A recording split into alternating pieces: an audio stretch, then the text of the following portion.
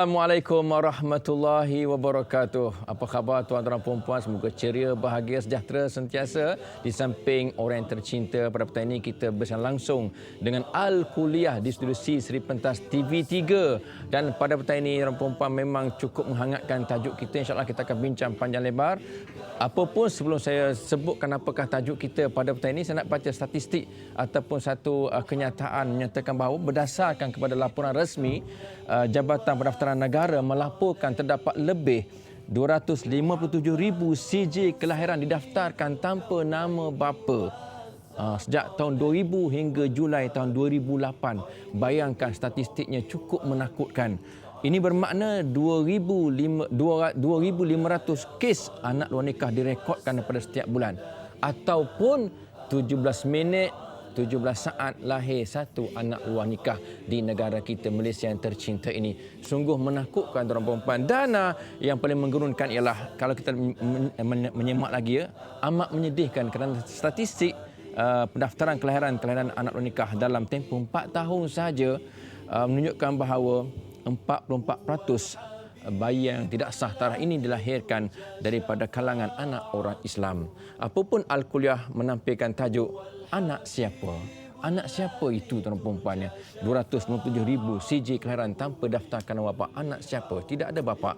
Dan bersama kita pada petang ini ialah tak lain tak bukan seorang pakar motivasi dan kaunselor berdaftar yang cukup terkenal di Malaysia yang bahagia Tuan Haji Hushim Saleh. Assalamualaikum Tuan Haji. Waalaikumsalam. Lama tak jumpa. Alhamdulillah. Dan hari ini Tuan Haji kita bercakap tentang anak siapa. Saya yakin bukan anak saya, bukan anak Tuan Haji ni. Tapi anak siapa sebenarnya yang kita akan bincang pada petang ini. Dan saya tengok Tuan Haji tentang satu pepatah. Salah saya Ibn Khaldun pernah menyebutkan bahawa kalau kita bina tamadun tapi tak bina akhlak generasi mudanya, generasi muda itulah yang akan meruntuhkan tamadun itu. Kita Tuan Haji, kita berada di tahun era kemajuan teknologi dan kita ada 8 tahun lagi untuk menjadi sebuah negara maju tahun 2020. Tak silap saya 8 tahun lagi Tuan Haji. Tapi kalau kita lihat akhlak, tingkah laku remaja kita amat kecundang sekali dan amat menyedihkan. Mohon komen Tuan Haji, silakan. Terima kasih Ustaz dan penonton-penonton Al-Kuliah pada petang ini. Assalamualaikum warahmatullahi wabarakatuh. Waalaikumsalam. Alhamdulillah, komen saya tentang apa yang dinyatakan dan saya tengok statistik Ustaz baca tadi pun amat menakutkan statistik itu. Tak kiralah anak siapa tapi anak-anak yang dilahirkan tu tak berdosa sebenarnya dan boleh dibentuk boleh dibentuk. Tapi kita nak melihat sekarang ialah komen daripada minta komen Ustaz tadi ialah apa akan jadi pada tahun 2020. Jadi kita mungkin melahirkan kita kata insan-insan yang kita kata maju dari segi material, dari segi kita kata maju dari segi teknologi, maju dari segi kita kata IQ, intellectual quotient, kecerdasan mental maju, fizikal alhamdulillah lah hari ini. Tapi saya tengok sekarang kita kekurangan dari segi akhlak itu sendiri, moral itu sendiri.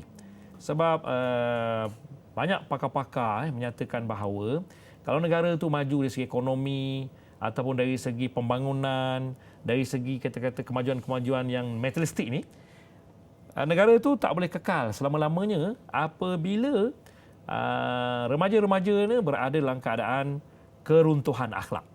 Mana akhlaknya kita kata berada di tahap yang rendah. Kerana bila akhlak rendah ni kita boleh lihat bukan saja kita lihat kepada anak-anak luar nikah Ustaz, tetapi masuk juga kes-kes sosial yang lain pada hari ini. Tengok penagihan dadah, kita tengok juga kepada misalnya remaja-remaja yang tidak ada hala tuju. Tidak ada hala tuju, remaja-remaja yang suka melepak, yang suka lari bergumah, yang suka melawan mak bapak, yang tak solatnya. Saya banyak datang jumpa saya, Tuan Haji, saya tak solat dah lama 6 tahun. Kenapa kau tak solat? Malaslah. Malaslah, kata. Jadi kata kenapa tak solat? Kenapa malas? Tak tahu, dia buat bau macam ni Ustaz. Tak tahu, kan? Jadi saya lihat kat sini kalau remaja-remaja ini walaupun mungkin dia cemerlang akademik tetapi akhlaknya tidak ada. Ini yang masalah nanti. Bila remaja-remaja ini bila dia katakan pegang suatu jawatan yang tinggi, orang yang tak berakhlak, tak bermoral, pertama tak boleh jadi pemimpin. Yang kedua, nak jadi model tak boleh. Yang ketiga, biasa orang tak berakhlak, tak moral. Ini bercakap banyak kepada berbohong lah. Nampak tu? Ini pengalaman saya lah. Banyak buat kaunseling kan. Dan orang yang tidak berakhlak juga, dia akan pergi kepada tidak integriti, kita panggil. Tak amanah, tak jujur, boleh pecah amanah. Ya? Nak rasuah pun senang. Bila akhlak ni tak ada tau. Jadi dia banyak meruntuhkan keluarga tu sendiri. Macam tu Ustaz. Jadi akhlak tu penting sangatlah. Saya tertarik Haji, katalah saya nak bawa Haji ke isu yang terbaru katalah yang berlaku baru-baru ni kan. Saya pun terkejut juga bila satu gadis remaja yang berusia 15 tahun yang dilaporkan dicolek. Satu Malaysia gempar. Saya pun terkejut, dicolek, berlaku banyak penculikan di Malaysia ni. Tapi rupa-rupanya bila ditemui dia menyatakan bahawa dia lari kot kekasih dia tu Haji. Sejauh mana kronik masalah ini, saya nampak barangkali mereka ada masalah. Tak tahulah, sepatutnya di bangku sekolah tu. Ya, tingkatan 3 tak salah saya. Sepatutnya. Tapi boleh sampai ke kekasih. Ini macam laki bini dah jadi. Apa masalah tu Haji? Merajuk ke apa ni? Dia mungkin hari ni tuan-tuan boleh baca dalam Utusan Malaysia pun ada hari ni. Saya komen pasal topik ni. Kenapa ramai remaja hari ni kita kata lari pada rumah. Okey, dia ada faktor menarik dan faktor menolak. Kalau dari segi psikologi kaunseling, kita kata faktor menarik. Faktor menarik, mungkin di rumah ni, bila dekat rumah, remaja-remaja ni kita tengok sekarang dengan mak bapak, ada komunikasi ke tidak? Kita minta maaf lah ibu bapa yang mungkin, saya pun ada anak remaja. Berapa kerap kita berkomunikasi dengan anak-anak kita? Satu hari, komunikasi yang pertama sekali. Yang kedua, iaitu dari segi sentuhan ni Ustaz. Ini penting ni, sentuhan ni. Touching, sentuhan. Kerap tak? Sebab kita tengok, bila anak makin besar, kita makin jauh. Anak makin besar, makin jauh. Anak tu makin jauh daripada kita pun makin jauh daripada anak. Ini kesilapan besar yang dibuat oleh ibu bapa, iaitu dari segi pendidikan keibubapaan. Jadi bila anak-anak ni ada masalah apa benda, dia tak mau bercerita dengan mak bapak. Dia akan bercerita dengan kawan sebaya. Sebab tu bila umur 13, 14, 15, 16, rakan sebaya akan masuk dalam ruang rujuk dia, kita panggil 80%. Mak bapak tinggal 20% je. Mak bapak, bila Ustaz? Ayah nak duit. Ayah, kita nak pergi ada lawatan ke Cameron Highland. Contoh, nak RM60. Jadi bercakap tu perkara-perkara yang formality sahaja. Dia tak menyentuh soal-soal yang emosi. Tak ada. Jadi perkara-perkara macam ni menyebabkan bila anak-anak ni, bila datang orang luar, kita kata kekasih, boyfriend, yang saya difahamkan yang lagi 15 tahun ni, budak baru ni, sebenarnya kekasih dia tu dah suami orang. Lagi kita rasa, nampak macam tu. Jadi dia pandai, kita kata tu, masuk dalam ruang rujuk. Tabur kata-kata manis, kasih sayang, kepada seorang anak gadis yang masih tak matang ini. Jadi ini sebenarnya kita sebagai mak bapak, kita kena rapat dengan anak kita bila anak tu makin membesar. Makin besar, makin rapat. Makin besar, memanglah kita penat. Kita kerja ini, mak kerja, bapak kerja. Penat, tak ada masa. Tapi kita kena ada masa. Masa yang berkualiti dengan anak-anak. Kalau kita orang Islam senang Ustaz. Contoh misalnya kita boleh misalnya solat berjemaah. Ini salah satu Ustaz, solat berjemaah. Lepas solat, kita salam anak kita, kita peluk, kita cium dahi dia, cakap kat pipi dia, ayah sayang. Ada komunikasi lah. Sebab ada ramai jumpa saya kat klinik saya, datang mak bapak, bila anak dah lari dah benda ni, cakap apa? Haji, saya tak tahu nak cakap apa dengan anak saya ni. Dia dah besar, Haji, dia pandai bawa diri sendiri. Nampak? Ini kesilapan. Sebenarnya anak makin besar, sebenarnya dia nak makin rapat dengan mak bapak. Kalau anak perempuan, rapat dengan mak. Anak lelaki dengan ayah. Nampak tu? Jadi kalau anak perempuan, dia dengan ayah kita, biasa ayah ni biasa kita susah nak bercakap dengan anak. Di luar sana ada pula lelaki-lelaki yang begitu manja, begitu mesra. Orang kata sekarang ayat power Ustaz. Adik manis, adik manis. Cairlah. Betul Ustaz? Betul. Jadi benda-benda macam ni faktor menarik. Jadi kat rumah tak ada. Mungkin ayah bila balik anak je form 3, form 2, kerja sekolah mana? Dah siap. Ni awal senyum-senyum. Kerja sekolah. Okey. Macam guru disiplin lah. Macam cikgu disiplin. Jadi macam kita kata menghukum saja. Jadi kita patutnya mesra dengan anak-anak kita dan sebagainya. Sebab apa saya tengok isu lari dari rumah ni sebenarnya tak timbul sangat. Kalau dalam keluarga tu ada komunikasi, ada hubungan yang rapat dengan anak-anak, benda ni selesai. Sebenarnya, semua orang ada masalah Ustaz. Semua ada masalah. Tak kira anak kaunselor ke, anak ustaz ke, anak doktor ke, anak profesor ke, anak menteri ke, anak siapa ke, semua ada masalah. Saya buat kes ni semua. Tapi nak tengok macam mana kita, hubungan kita dengan anak kita tu. Hari-hari tu. hubungan tu. Hari ni mudah Ustaz. Handphone ada, SMS betul. Alung kat mana? Balik rumah ni ayah tengah tunggu nak makan ni. Mama semua nak makan. Balik sayang ni, perkataan sayang tu. Perkataan sayang. Touching. Alung, Angah. Baliklah sayang ya. Ayah tengah tunggu. Jadi kalau ayah dah berkata sayang, orang lain bagi sayang juga. Boyfriend bagi sayang dengan sayang, mana nak dulu? Tapi sekarang ayah tak, balik cepat. Kau lambat je, siap kau. Aku belasah kau. Kau kat mana ni? Anak-anak dara keluar malam ni, apa hal? Boyfriend pula hantar. Ayang, kat mana yang? Betul. Nanti kalau kat mana-mana, abang tunggu dekat depan kedai, dekat tu, stesen minyak. Nanti abang ambil. Okey yang, bye-bye. Dah habis. Macam mana Ustaz? Cair. Okey Tuan Haji, memang itulah realiti yang berlaku sebenarnya. Realiti berlaku. Kita tak dapat menafikan sebab Tuan Haji memang ada klinik tersendiri dan memang dia seorang pakar motivasi dan kaunselor berdaftar. Apapun saya tengok kata-kata Ali bin Abi Talib, bermula lahir sampai anak umur 7 tahun main dengan dia. Ya, betul. Dan masuk fasa 7 yang kedua 8 hingga 14 tahun kita mendidik dia. Dan bila masuk 15 tahun sampai 21 tahun kita bersahabat berkawan dengan dia macam seperti tadi kan.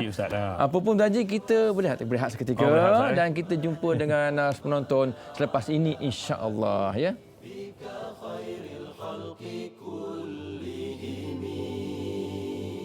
Muhammadun sayyidul kaunaini. Alhamdulillah kita masih segar lagi ya dengan Al-Kuliah pada petang ini. Ingat Jumaat, ingat Al-Kuliah dan pada petang ini kita berbicara tentang topik anak siapa yang bermasalah ini sebenarnya, yang dibuang ke, yang keluar dari rumah, lahir dari rumah, tak balik rumah dan sebagainya. Kita bincang dan kalau anda ada permasalahan, kemusykilan, hendak berkomunikasi dengan pakar motivasi kita Tuan Haji Husin Saleh, bolehlah hubungi kami di talian bebas tol 1-800-88-1677. Kami akan ambil call anda sekarang insya-Allah. Apapun Tuan Haji, saya tanya Tuan Haji berdasarkan kaunselor yang berpengalaman, betapa sejauh mana kroniknya masalah remaja kita mengandung anak luar nikah? Bermula umur berapa tahun sampai berapa tahun ni? Lebih tahunya. Kronik tak kronik? Silakan Tuan Haji. Kita kalau macam Ustaz baca statistik tadi lah ya. Mana 257,000 daripada tahun 2000 hingga 2008. Dan 2,500 kes mana rekodkan pada setiap bulan ya. Dan sudah pasti ini statistik sampai 2008. Sekarang 2009, 2010, 2011 ya.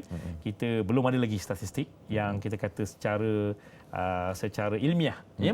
Tapi dari kaunseling saya buat dan sebagainya, dan saya percaya ni banyaklah di kebajikan masyarakat, di pejabat agama dan sebagainya. Saya percaya dia peningkatan tu kita kata maknanya mencemaskan kita lah sebagai bapa.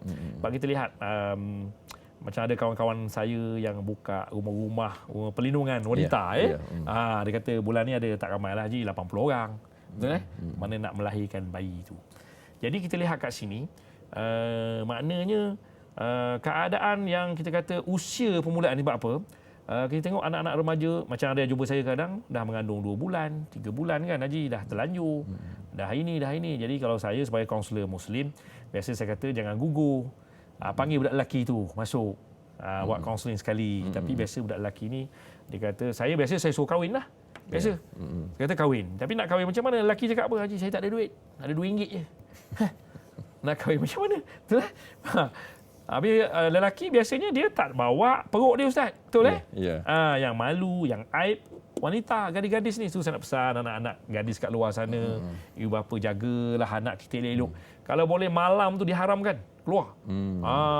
Rasulullah SAW bersabda malam tu gelap gelita lah. Duduk dalam rumah lah. Kita jaga anak kita cemburu Ustaz. Okey Tuan Haji, kita ada seseorang di hujung talian dari Johor Bahru. Assalamualaikum. Waalaikumsalam. Ya, siapa di sana? Saya Puan Aida binti Jalil. Okey, Puan Aida, silakan Puan Aida. Ni saya nak tanya dan nak minta pendapat Ustaz lah. Macam mana kita nak maksud saya anak tu mendengar cakap. Memang saya rapat dengan anak perempuan saya. Ya.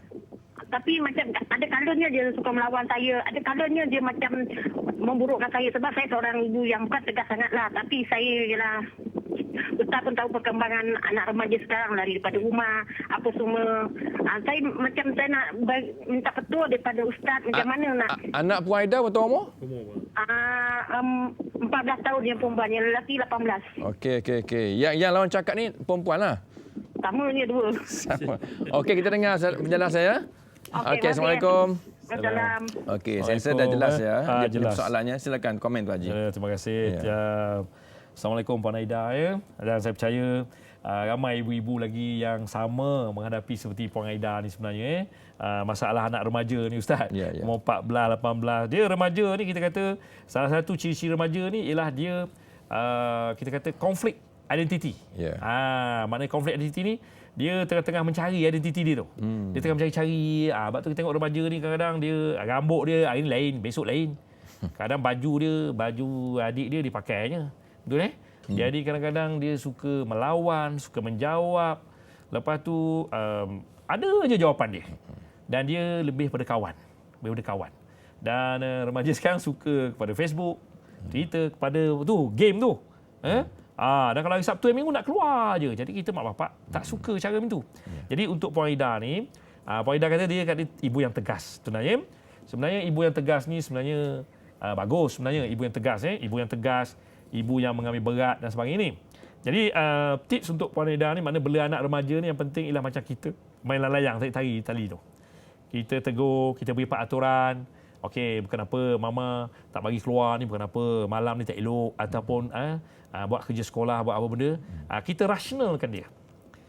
Bukan kita cakap mama kata tak boleh lah. Full stop situ. Full stop. Jadi anak dia akan simpan. Kita kata dalam kaunseling ialah unfinished business. Benda tak selesai, orang Melayu kata bengkak. Tersimpan tu kan. Nah itu dia sampai masa ada orang masuk je, cuik lari. Nampak tu. Jadi kat sini kita maknanya dengan anak ni minta maaf cakap lah. Sebab tu jadi ibu bapa ni Ustaz nak kena banyak sabar. Sebab tu Nabi SAW bersabda, anak-anak ialah ujian kepada kita. Jadi kita kena sabar. Buat sabar, kata bela anak ni sabar. Anak bila umur remaja ni, ya Allah, darah tinggi datang mak bapak ni dan sebagainya Ustaz Jadi kita kena sabar. Macam tarik layang main dengan anak ni. Ada ketika marah-marah, lepas tu pergi balik. Saya nak pesan ibu-ibu bapa-bapa, jangan kita merajuk dengan anak kita ke, berdendam dengan anak kita ke. Kadang anak-anak kita buat menyebabkan kita menangis tau. Kita menangis, ramai ibu-ibu yang menangis, bapa menangis. Tapi macam kata Puan Aida tadi, macam mana nak rapat dengan anak? Mana kita marah-marah, kita pujuk balik. Artinya Tuan Haji, dalam ketegasan ada kelembutan. Dalam kelembutan ada ketegasan. Ada satu lagi panggilan Tuan Haji. Assalamualaikum. Eddie, Assalamualaikum. Ya, Assalamualaikum. Silakan. Assalamualaikum. Tadi ada Eddie terputus barangkali. Okey, Tuan Haji, saya kata apa, ialah tadi konflik identiti kan. Apa pun saya tahu nak tanya Tuan Haji apa punca sebenarnya anak-anak remaja kita ni yang kita lihat dia boleh terjerumus ke lembah maksiat ni. Sama ada seks bebas ke, minum arak ke, menari bogel ke. Sepatutnya mereka berada di universiti ataupun di bangku sekolah. Tapi tengok tak sekolah ke budak ni kan. Tapi ialah boncengan jantan mana tak tahulah. Silakan. Saya bercakap kat sini berdasarkan kes kaunseling yang saya buat Dia banyak faktor Ustaz. Okey. Faktor ibu bapa ada, ibu bapa yang terlalu laissez-faire. Dia dalam mendidik anak ni laissez-faire, demokratik, autokratik. Tahu. Nabi pun didik anak tegas dan lembut. Itu dia kata demokratik. Orang sekarang lah, zaman moden ni. Tapi ada ibu bapa yang laissez-faire, yang tak kisah nak keluar-keluar kau. Tak kira lah lelaki mana bawa ke, siapa apa. Memang kalau pergaulan bebas, dalam Islam dah kata, kalau lelaki perempuan bergaul bebas, anak muda pula, apa dia tahu hukum hakam? Ustaz kalau ada dua budak perempuan keluar, bila tanya nak ke mana, tak apalah, nanti mama ayah tunggulah, nanti baliklah. Kalau tak ada, nanti kita orang SMS lah, jangan susah lah. Yang penting kita selamat. Jadi kalau macam itu, bebas. Bila bebas ni, sekarang ni kita minta maaf cakap, banyak yang jumpa saya, bila tanya buat kat mana projek ni? Apa lagi? Hotel bajet lah. Okey. Kita pergi ke Penang pula, boleh ya? Pergi ke Penang? Oh, jauh tu. Assalamualaikum. Assalamualaikum Lina. Hello. Mana orang Penang ni? Pergi mana Penang ni? Ya. Okey, teruskan, ada soalan? Okey, baik. Ya, teruskan. Waalaikumsalam, teruskan. Okey. Saya nak tanya soalan berkenaan dengan kawan saya. Dia anak dia bermasalah, mungkin sebab cara didikan lah. Tapi sekarang ni dia hantar anak dia ke pusat pemulihan, sekolah pemulihan. Saya pernah pergi teman dia lah, pergi ke sana. Tapi saya sangat sebab dan sangat sedih. tengok itulah anak dia kat sekolah pemulihan tu lah. Jadi saya tak berjaya nak mujuk dia supaya dia jamin anak dia keluar daripada pusat pemulihan akhlak tu. Umur tahun anak? Anak kawan saya tu umur 16. 16 tahun. 16 tahun. Jadi kesnya dia suka ni baran, dia suka pukul mak dia macam tu lah, curi duit. Oh, itu masuk pusat pemulihan tu. Okey, kita dengar. Boleh je jawab ya? Boleh. Nak tanya soal lagi? Tak. Cukup. Okey, terima kasih. Assalamualaikum. Okey, Tuan Haji sila respon kepada masalah tadi. Sian juga dengar ya.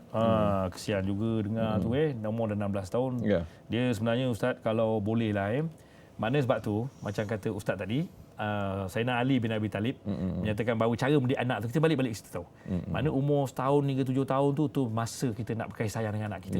Saya nak beritahu tuan-tuan kalau kita selalu dengan anak sayang, peluk selalu. Saya nak beritahu petua satu je. Siapa-siapa masih ada anak kecil lagi sekarang peluk anak kita. Peluk hari-hari, insya-Allah lah anak takkan pukul mak. Anak takkan pukul ayah dan sebagainya. Peluk daripada kecil. Sebab tu pendidikan mesti daripada awal kanak-kanak. Macam kes macam ini sebenarnya boleh lagi. Maknanya dah masuk pusat pemulihan. Tetapi sebenarnya boleh lagi kita buat, kita kata kaunseling. Kita buat balik supaya dia insaf, sedar. Tapi kalau boleh di pusat-pusat pemulihan ni pilihan terakhir lah. Pilihan terakhir pada saya lah. Kalau boleh kita sebagai mak bapak, kita cuba dulu buat balik anak tu, kita beri kasih sayang, kita kata orang tu bawa berkomunikasi dengan anak dan sebagainya supaya anak tu kata orang dapat keinsafan, kesedaran tau. Saya rasa insya-Allah Ji di pusat pemulihan pun ada dia punya peraturan yang insya-Allah membina manusia insya-Allah ya. Apa pun Tuan Haji pun lagi sabar. Sabar. Belum. Ada, sabar. Okey, kita kesabar sekarang. Sabar. Assalamualaikum. Waalaikumsalam telah. Okey, silakan Aizwan, silakan. Teruskan. Begini. Ya. Ustaz. Ya. Saya ada 2 orang adik perempuan. Ya. Dan 2 orang adik perempuan saya ni seorang sudah lepas sekolah. Ya. Dan seorang lagi masih bersekolah. Macam ni, dalam keadaan macam ni kan, ayah saya tu dia agak tegaslah kepada adik saya yang sudah habis sekolah ni. Ya. Dan pada esok tu dia tidak berapa tegaslah. Dan ada setengah tindakan yang dia buat tu saya rasa tidak berpatutan lah kan. Dan kadang-kadang saya juga ada menjebelahi kepada adik saya yang seorang tu. Jadi soalan saya di sini, adakah patut untuk saya masuk campur dalam urusan mendidik anak-anak? Itu saya turut. Saya kadang-kadang saya bagi nasihat pada ayah saya supaya jangan buat bergerak macam itulah. Jadi adakah saya berdosa di situ, Ustaz? Okey, baik punya abang. Kita dengar penjelasan Tuan Haji ya. Assalamualaikum. Jarang saya dengar abang ambil tahun adik macam ni. Berat tu, silakan Tuan Haji. Jadi macam saya cakap tadi lah, cara pendidikan ibu bapa ni ada tegas, ada lembut. Jadi Cik Ridwan daripada Sabah tadi, sahabat kita tadi, saudara kita tadi, menyatakan bahawa dia tengok cara ayah dia itu tegas sangat. Tegas kepada yang lepas sekolah. Tapi lembut pada yang masih kecil, sekolah. Masih sekolah. Jadi mungkin Cik Ridwan kata orang tu tak setuju dia cakap tadi. Jadi sebenarnya dalam soal ni Cik Ridwan ni memanglah Cik Izzuan mengusut anak, takut nanti derhaka pada bapak tu. Betul. Kan tegur bapak cakap, "Kau siapa? Ni anak aku. Aku nak bela macam mana?" Tapi sebagai anak, kita boleh menggunakan pendekatan yang kita kata secara berhemah untuk bercakap dengan ayah kita, menyatakan bahawa cara ayah didik anak yang dah lepas sekolah ni, cara tu sebab dia bila remaja ni kita nak jadi kawan dengan dia. Kalau kasar cepat lari tu Ustaz. Jadi kita kata boleh kita gunakan dengan cara misalnya iaitu dengan cara kita berbincang dengan ayah tu Ridwan ni dan cakap dengan ayah bahawa ada ketikanya lembut juga. Sebab anak lelaki, anak perempuan kalau kita peluk selalu, dia ni akan jadi anak yang lembut tu. Anak lembut, anak yang sopan, anak yang dengar kata. Dia manusia ni bila sentuh Ustaz, dia ada satu aura dia panggil. Aura tu. Saya baca dalam kitab Iyal Mudin, Imam Al-Ghazali menyatakan bila kita peluk, dia ada bisikan kalbu. Dalam kaunseling kita panggil telepati. Jadi kalau kita peluk tu, jadi ini ubat kepada ibu bapa. Kalau anak degil, anak melawan ke apa, peluk anak kita tu. Peluk lama-lama, kalau kita orang Islam, peluk, kita selawat Nabi, tiup atas ubun-ubun dia. Peluk, cium dan kata-kata mesti ada. Sebab minta maaf lah, orang kita ni cara didik anak, kita tak tunjukkan kasih sayang tau. Kita sayang anak kita tapi tak pandai nak tunjuk Ustaz. Tak pandai nak tunjuk. Tengok kadang-kadang dah besar jarang kita peluk bapak kita. Cuba balik, cuba peluk tengok. Ni siapa-siapa sini ada mak bapak, ni penonton ada mak bapak, cuba peluk. peluk sebelah tu bapak kita. Mesti menangis punya orang tua tu. Orang tua ni dia ego, bapak ni dia ego. Tapi sensitif. Tapi sensitif. Emosi halus. Jadi sekarang mak bapak dah dengar, peluk anak tu. Dan tak timbul masalah yang kita kata kita hadapi sekarang ni. Dia boleh mengurangkan permasalahan remaja yang kita hadapi, Ustaz. Iaitu dengan melalui kasih sayang. Okey Haji, kita jangan jauh-jauh lah. Kita pergi pada dalam je. Pantai dalam ya. Pantai dalam. Ini serta pantai tak dalam. Okey, Assalamualaikum Encik Ida. Hello, Assalamualaikum. Waalaikumsalam, teruskan. Saya nak tanya, kalau kita kalau budak kecil-kecil ni, kalau dalam umur dia 8 tahun, budak lelaki lah, kalau kita hantar sekolah tahfiz, duduk asrama patut ke tak? Okey, soalan cantik soalan tu. Okey, terima kasih Ida dengar ya. Okey, Waalaikumsalam warahmatullahi wabarakatuh. Ini memang selalu orang tanya saya. Betul. Saya tanya Tuan Haji baliklah petani ya tentang wajar tak wajar yang budak 8 tahun yang disebutkan tadi masih dalam era perlukan kasih sayang. Saya nampaklah ya. Maknanya kalau nak belajar tahfiz ni, dia mesti kita kata duduk satu tempat asrama yang mana memerlukan, sebab apa, dia perlu kita kata latihan dan sebagainya itu dan kurang gangguan-gangguan luar. Itu dari satu sudut. Dan tempat tu kalau nak pilih mestilah tempat yang kita kata betul-betul kondusif lah. Biasa jauh ke dalam lah. Jauh ke dalam tak kira Ustaz. Maknanya ustaz-ustaz tu betul-betul committed. Jangan sampai budak 400 orang, ustaz tahfiz 3 orang. Ini minta maaf cakap. Sebab kita bukan apa, bila umur kecil-kecil ni, kita nak yang umur macam ni, biasa 8 tahun ni, dia masih lagi nak kasih sayang, nak manja dengan mak bapak tau. Kalau ikut dari segi kita kata kasih sayang, macam kata tadi lah, umur 1 hingga 7 tahun, saya Nali kata apa tadi? Peluk dan sebagainya. Jadi umur macam ni, dia nak kasih sayang lagi. Nampak tu? Jadi boleh hantar, tetapi ibu bapa kekerapan melawat tu mesti kerap. Selalu pergi ke mak tahfiz tu. Kena banyak kerja sikit lah. Kena pergi. Boleh jangan hantar yang jauh-jauh sangat. Kalau hantar yang boleh kita pergi, hari Minggu, hari Sabtu boleh pergi. Sebab budak ni nak kasih sayang. Dan kena tengok selalu tu, budak-budak ni. Dan satu lagi saya nak pesan lah. Hafiz ni Ustaz, bukan semua boleh buat. Semua boleh ikut. Kadang-kadang banyak juga saya buat kes kaunseling tu, hantar-hantar balik dah jadi lain budak tu. Dia cakap apa, tak boleh ikut Tuan Haji, saya tak boleh. Satu hari 2 muka surat setengah hafal. Saya hafal Qul Huwallah pun tak ingat. Jadi saya macam mana, saya minat benda lain. Jadi bila cakap mak bapak ni, kita memanglah, saya pun nak anak saya hafiz. Ustaz pun nak, kita nak semua. Bagus ni, dapat hafiz. Kita nak satu keluarga, seorang hafiz. Tetapi kalau budak tak boleh bawa, dipaksa-paksa, dia jadi benda lain. Dia jadi masalah sosial yang lain. Jadi kalau boleh, tengok perkembangan anak kita. Tengok minat dia. Kalau boleh nak hantar, sebelum nak hantar tu kalau boleh, umur 5-6 tahun tu kita dah mula, kata orang tu dah latih tubi anak kita tu. Hafiz kan? Hafiz tu. Dan nampak dah boleh, hantar. Kalau agak-agak tak, jangan. Sebab apa? Dia akan reverse psikologi. Dia akan jadi lain pula nanti. Sebab masa ni nak kasih sayang Ustaz.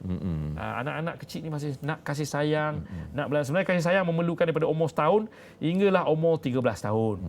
Waktu anak-anak besar ni pun kadang-kadang nak disuap lagi Ustaz. 8 tahun tu. Nak suap lagi. Kadang ayah balik, ustaz balik, berlari-lari duduk atas riba. Kalau ada motor tu, berlari lah duduk atas motor. Betul? Umur 8 tahun. Habis kalau duduk di asrama, siapa nak bawa dia naik motor Ustaz? Tak sempat. Jadi banyak benda yang kita boleh melihat dari segi positif dan negatif dia. Tapi mak bapak maknanya kalau hantar pun, saya setuju hantar ni. Tapi kita nak kena betul-betul kerap melawat dan melihat anak kita di asrama tu.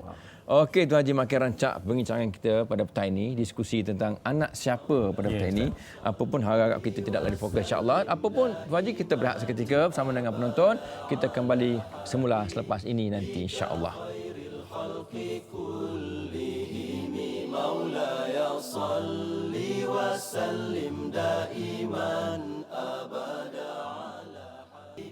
Alhamdulillah, terima kasih anda mesti dengar kuliah pada petang ini, dan tajuk kita memang cukup menarik, anak siapa ya yang bermasalah itu. Dan saya yakin di luar sana Tuan Haji memang ramai yang bermasalah sebenarnya. Apapun, kalau anda ingin berkomunikasi dengan Tuan Haji Husin Saleh, pakar motivasi kita, boleh hubungi beliau di pejabat ya 03 3324 8955. Ini dengan izinan Tuan Haji lah ya, 03 3324 8955. Mudah-mudahan dapat catat ya. Okey, apapun Tuan Haji, saya pernah lalu satu masjid, dan banyak masjid lah. Ada satu signboard besar, jangan berzina, jangan hampiri zina ya. Dan ada brosur-brosur pula diedarkan, dan sejauh mana dia berkesan. Kadang-kadang khutbah jemaah pun ada juga diceritakan tentang pelakuan seks bebas dan sebagainya. Sejauh mana keberkesanannya Tuan Haji, silakan. Saya nampak Ustaz, pihak kerajaan, pihak kita kata NGO dan juga masjid dan berbagai-bagai lagi institusi telah pun kita kata pergi kepada pencegahan. Yang Ustaz cakap tadi tu lebih pada pencegahan. Kita cuba buat pencegahan. Dan soal kesan dia tu maknanya dari kita kata kerajaan, dari institusi, dari masjid, NGO dan berbagai-bagai lagi. Dan termasuk juga yang penting di sini ialah peranan ibu bapa tu sendiri. Dia bermula daripada rumah tu sendiri. Jadi kalau kita kata dalam rumah tu, rumah tangga, rumahku syurgaku, rumahku tu ada kata ada roh dia, roh kasih sayang tu adalah dalam rumah tu. Maknanya insya-Allah lah faktor di luar tu tak akan mempengaruhi. Sekarang ni masalah dalam rumah ni masalah. Rumah kita kadang-kadang tidak begitu bahagia, tidak begitu kondusif. Jadi menyebabkan anak-anak ni cari di luar. Di luar ni sebenarnya dia benteng amat rapuh. Hari ni sebab apa? Anak-anak kita nak apa-apa satu jari je. Satu jari je. Jari dah dapat dah. Nak bercakap di London, nak bercakap di Australia, nak Facebook dan sebagainya. Jadi dia dapat laman sosial kita panggil. Kawan-kawan sosial dan sebagainya. Jadi pada saya yang Ustaz kata kempen berbagai-bagai tadi itu bagus Dan dalam TV pun banyak kempen. Macam kuliah sendiri pun selalu isu-isu ni. Jadi pada saya yang penting kat sini ialah peranan yang dimainkan oleh semua. Kalau di sekolah tu dah ada. Di sekolah pun ada kaunselor sekolah, ada ustaz-ustaz, ada cikgu-cikgu yang mana kita kata ada ceramah-ceramah pencegahan macam ni. Jadi kita tidak boleh berputus asa. Kita kena buat macam ni dari semasa. Mak bapak pun main peranan juga. Dan di sekolah pun banyak ceramah-ceramah parenting, keibubapaan, nak bagi ilmu keibubapaan dan sebagainya. Pada ibu bapa kalau ada program macam ni kat sekolah buat ke ataupun NGO buat pergi. Pergi dengar sebab apa kita tak belajar tentang menangani bila anak masuk awal remaja. Kita ada ilmu Ustaz. Di universiti pun paper ni tak diajar sebenarnya. Saya dulu pensyarah UM kan, tak ada ajar apa ni. Kecuali kita ambil satu bidang tu. Macam bidang saya, baru belajar. Kalau bidang lain, ambil engineering ke, ambil medik ke, ambil syariah ke, usuluddin ke, ambil apa, tak belajar ni. 3 jam credit hours. Tapi satu hari, semua orang keluar universiti ni, satu hari akan jadi bapa, akan jadi mak. Tapi ilmu tak ada. Masa kecil senang. Umur 1 tahun, sampai 7 tahun, sampai 11 tahun. Umur-umur ini senang untuk kita nak mendidik anak. Tapi bila masuk umur 13, 14, 15, 16, ini waktu-waktu yang amat kritikal. Yang kritikal, yang mencabar kita. Cabar minda ibu bapa, cabar kesabaran ibu bapa. Dengan kita sibuk sekarang nak cari rezeki, nak pergi pada negara maju ni. Ustaz dengan teknologi yang canggih hari ini dan sebagainya. Jadi pada saya, institusi keluarga tu perlu diperkukuhkan, dikuatkan lagi dalam masyarakat kita. Selain daripada yang Ustaz cakap ni lah, peranan masjid, peranan pejabat-pejabat, agama, kerajaan dan sebagainya itu buat kempen tadi kan. Jadi semua orang main peranan Ustaz. Dan satu lagi saya rasa lah, jiran-jiran hari ni pun kembali baliklah kepada kata orang tu, jaga tepi kain orang ni. Orang tak suka Ustaz tengok anak, kadang-kadang anak kawan benda naik motor tak boleh tegur betul. Nanti dia balik cakap bapak dia nak marah kita. Jumpa kat masjid, jumpa mana, apa sibuk Tuan Haji, sibuk tegur anak saya, jaga anak sendiri. Jadi kita dah tak ada ni, cakna ni, ambil berat, kita dah mula. Yang ini saya rasa pun dalam Islam juga Ustaz mana ambil berat, nasihat menasihati. Antara semua lain itu penting. Okey Tuan Haji, saya pun terbaca ada satu berita yang baru lagi Ustaz, Tuan Haji. Macam mana seorang remaja perempuan yang ialah nak bunuh anak sendiri disebabkan anak tu anak luar nikah. Dan memang kita tahu memang kadang-kadang trauma, saya rasa memang dia pun stres, tension, orang kata sampai pengkap dia gila macam kan. Sebab yang laki-laki tak bertanggungjawab. Keluarga pula halau dia keluar, masyarakat pulau sisih dia. Jadi kemana dia nak pergi? Jadi nak tanya Tuan Haji, apa sebenarnya orang kata apa yang menjadi macam ini? Komen Tuan Haji lah. Saya nak cakap terang Ustaz, pengalaman saya buat case counselling, biasanya bila terlanjur ni 80% remaja lelaki, ni dengarlah anak-anak gadis kat luar sana, 80% remaja lelaki akan tinggalkan, terbongkang macam tu je. Jadi yang menanggung semua ni ialah gadis-gadis. Jadi masa inilah yang Ustaz cakap tadi, Ustaz Fauzi cakap tadi, iaitu datangnya iaitu kita kata gangguan-gangguan pemikiran, gangguan-gangguan emosi, gangguan-gangguan psikologi, rasa bersalah, rasa berdosa, dalam diri itu dan menyebabkan datangnya trauma. Akhirnya dia pergi pada trauma lah. Itu kadang nak bunuh diri, kadang-kadang nak terjun bangunan, kalau mengandung 2 bulan, 3 bulan tu dan sebagainya itu sebab apa? Masa tu tidak ada siapa yang nak beri sokongan pada dia. Kalau tahu mak bapak pun akan marah, malu, aib benda ni. Lelaki dah cabut lagi. Tak mahu tanggungjawab. Jadi tinggal dia seorang-seorang terkonting-konting kata orang tu. Jadi pada masa ini tidak ada siapa nak support. Sebab tu pada saya kalau saya siapa anak gadis macam ni, kalau ada macam ni, carilah seseorang yang boleh mendengar. Kaunselor ke, ustaz ke, kalau kat sekolah dengan cikgu yang boleh anak-anak percaya, pergi jumpa. Untuk apa tu? Untuk dapat sokongan moral, sokongan support daripada orang-orang yang dah matang ni. Sebab apa? Kalau dah kita kata terlanjur dan sebagainya, semua buat dosa tapi Allah tu Maha Penyayang dan Maha Pengampun. Nampak tu dan kalau dia saya selalu jumpa saya kalau berzina, lepas tu nak gugur kandungan, saya kata 2 kali dosa. Awak berzina berdosa, gugur kandungan, bunuh baby tu berdosa lagi. Jadi dah mengandung ni tak apa. Kita cari tempat macam mana, panggil mak bapak. Memang susah nak buat kaunseling mak bapak ni. Mana ada mak bapak boleh terima, ada pengsan itu Ustaz. Dalam klinik saya tu pengsan. Bapak, astagfirullahalazim, kau dah menconteng aram di muka aku, gini-gini kan Jadi anak pada masa tu, itu kalau mak bapak tak support, tu kadang-kadang dia keluar, dia minum racun ke, dia buat apa, trauma kita panggil, trauma. Gangguan emosi yang amat sangat tu. Dalam keadaan kita kata, rasa bersalah, rasa berdosa, kadang-kadang rasa kenapa saya bodoh sangat ni Tuan Haji, buat kerja ni. Yalah, masa tu berdua-dua mana sedar. Iblis dah ada tengah-tengah. Tak sedar. Dalam Islam melarang Ustaz. Okey Tuan Haji, saya nak balik semula. Katalah ibu bapa tadi yang memang halau, marah, marah. Adakah marah dia sekejap ataupun marah selama-lamanya? Biasanya dia halau betul-betul tu. Dia halau ibu bapa ni biasanya sebab tu orang kata marah ibu bapa ni sebenarnya sayang sebenarnya. Pada ketika tu tengah marah. Tapi banyak kes yang saya buat bila marah tu, lepas tu bila anak tu dah lari ke apa, itu kadang-kadang dia pergi report polis, kata anak dia hilang, kata apa, sayang tu datang tau. Sebab kita ni manusia, sebab tu saya beritahu, bila keadaan macam tu, ibu bapa yang perlu di counselling dulu. Kena bertenang, bawa bertenang dulu, bawa bersabar. Sebab bila tengah macam tu, darah naik 180 darjah. Masa tu lah nak bunuh lah, nak apalah, halau lah, tak mengaku anak lah sebenarnya. Jadi budak masa tu, dia remaja, dia pun tak matang. Kalau ayah dah cakap macam tu, larilah dia. Itu yang kes kelar anak sendiri kan? Kelar anak sendiri. Jadi dia tak tahu apa. Itu kadang dia buang, letak depan masjid, buang di dalam sungai, buang apa dan sebagainya. Kita sanggup ke tengok bayi-bayi yang comel-comel ni makan di anjing, digonggong di anjing, dikulit dengan buang dengan kulit-kulit bawang sekali dan sebagainya yang kita tengok. Jadi kalau boleh, ibu bapa, yalah kita pun tak nak benda ni yang berlaku. Dan saya minta maaf dalam masyarakat kalau misalnya ada jiran-jiran kita, kawan-kawan kita yang anak dia mengandung nikah, jangan kita menghina. Jangan apa. Kalau kita misalnya, kita nak menolong sebenarnya. Kita lebih nak menolong dan bukan kita nak menggalak ni Ustaz. Anak nikah ni. Daripada misalnya kita hilang lagi remaja tu di Ustaz Dibimbangi kalau kita hina dia pula Ustaz, Tuan Haji, takut berlaku kat anak kita balik. Betul. Itu takut Ustaz. Dia takut balik semula. Apapun bagi anak-anak remaja yang memang ada masalah, terutama yang mengandung luar nikah ni, boleh hubungi Tuan Haji sekali lagi 03-3324-8955 untuk mendapatkan sokongan support daripada Tuan Haji. Apapun Tuan Haji, kita berhad di sekolah Ustaz boleh pergi ke sekolah, kaunselor sekolah dulu boleh. Okey, apapun kita berhad seketika dan kita kembali selepas ini insya-Allah. Muhammadun sayyidul kaunaini wathaqalain.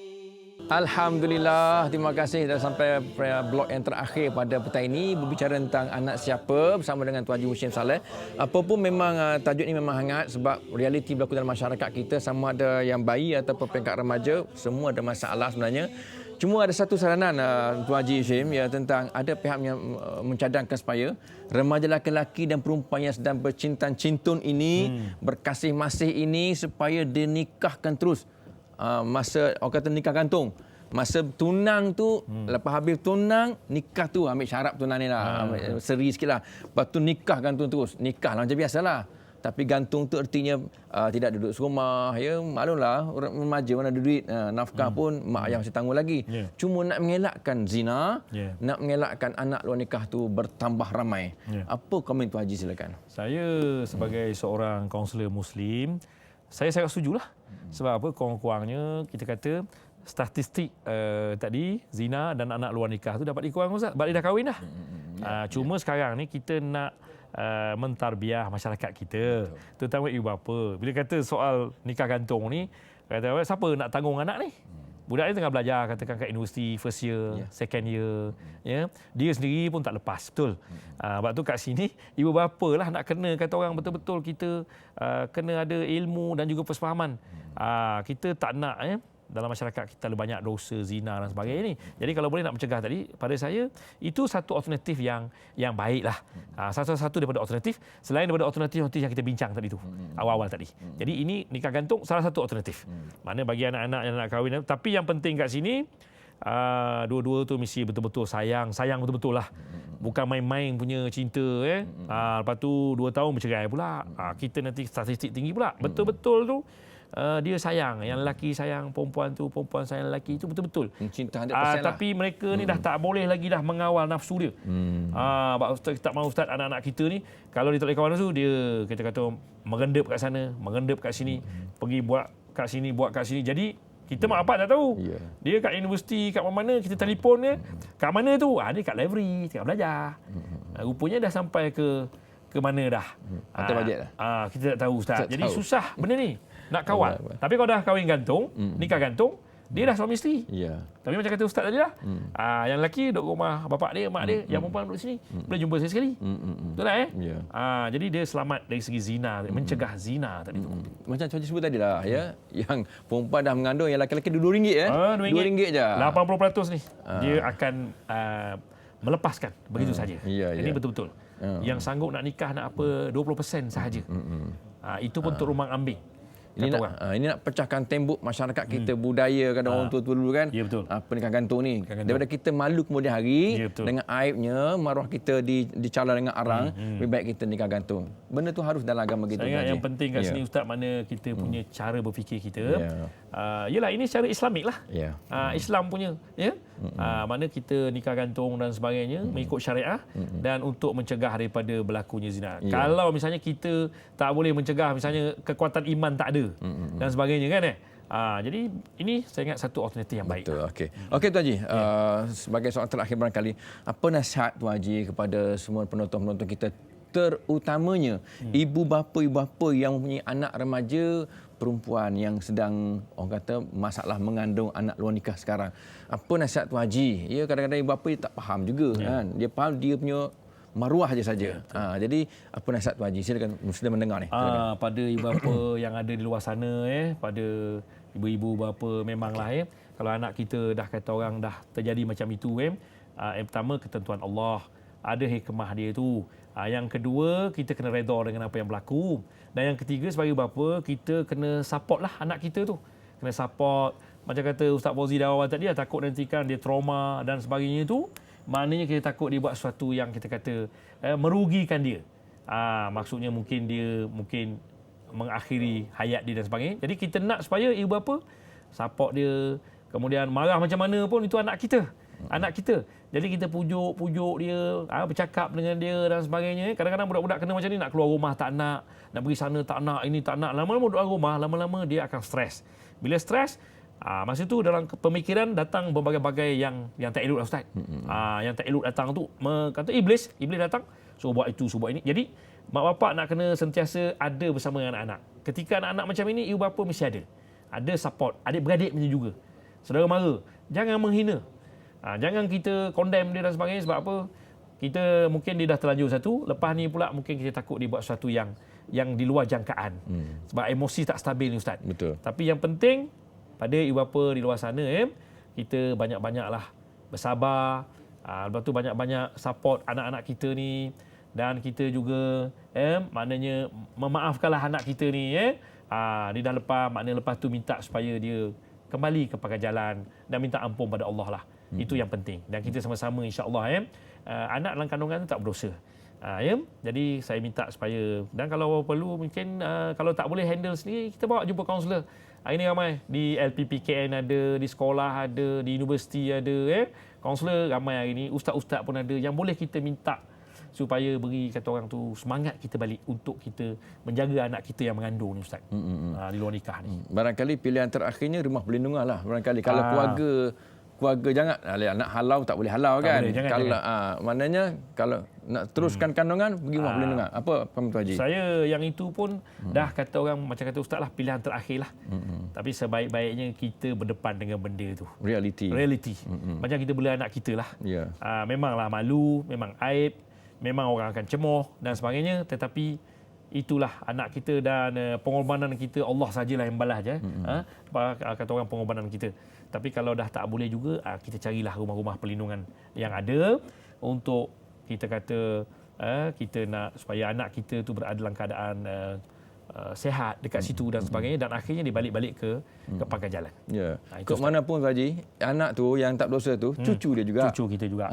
Bila tengok cucu tu Ustaz sayang saja. Ya, Betul lah. betul. Tak kira dah. Ya. Jangan nampak anak belum nikah. Jangan nampak anak haram lah. Nampak itu cucu dia. Cucu dia. Sebab dia tak berdosa. Apa pun terima kasih Tuan Haji sebab satu perbincangan cukup menarik. Barangkali apa sikit seminit ni tadi. Apa Haji nak pesan kepada semua lah ya tentang tajuk anak siapa ni? Kepada semua saya nak pesan supaya sama ada kita sebagai bapa atau masyarakat semua, kita kata jangan kita boleh mencegah. Memang dalam Islam melarang berzina dan juga melarang berduaan dan sebagainya. Jadi kita lebih pada mencegah. Tapi kalau benda itu dah berlaku dalam masyarakat kita kena berdepan Ustaz, dan kita masyarakat semua tak kira siapa kita, tak kira anak siapa, tugas kita ialah membantu. Membantu dan bukan menyusahkan lagi dan condemn. Ada orang ni pandai bercakap je. Pompang bila tanya apa kau buat? Aku ni lah. Orang salahkan sana, salahkan sini. Action tak ada. Ya. Ini ramai sekarang ni. Jenis makhluk macam ni. Saya minta maaf lah. Sebab saya kaunselor, saya cakap tu kan. Cakap je tapi apa nak buat? Bila orang buat rumah perlindungan, kita marah. Dia banyak membuntu masalah, bukan membantu masalah. Terima kasih Tuan Haji atas perkongsian yang cukup bermakna pada petang ini tentang anak siapa.